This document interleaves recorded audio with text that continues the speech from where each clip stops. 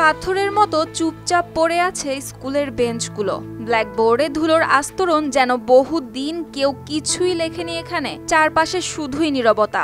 এই দৃশ্যটা কোনো পরিত্যক্ত ভবনের নয়, এটা পিরোজপুরের দুটি সক্রিয় স্কুলের ক্লাসরুম। সক্রিয় কিন্তু প্রাণহীন। এবছর এসএসসি পরীক্ষায়ও এই দুটি বিদ্যালয়ের কোনো শিক্ষার্থী হয়নি উত্তীর্ণ। এ বিষয়ে শিক্ষকরা দুষছেন বাল্যবিয়েকে, আর অভিভাবকদের দাবি শিক্ষকেরা ঠিকমতো পড়াশোনাই করায়নি। পিরোজপুর সদর উপজেলার শিকদার মল্লিক ইউনিয়নের জজুখোলা সম্মিলিত মাধ্যমিক বালিকা বিদ্যালয় আর ভান্ডারিয়া উপজেলার মধ্য চড়াইল মাধ্যমিক বিদ্যালয়ে এবছর পরীক্ষায় অংশ নিয়েছিল মাত্র 10 জন শিক্ষার্থী, অথচ একজনও হতে পারেননি সফল।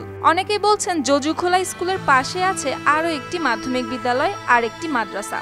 ভালো পরিবেশ আর সুযোগের খোঁজে অনেকেই সেসব প্রতিষ্ঠানে চলে যাচ্ছে।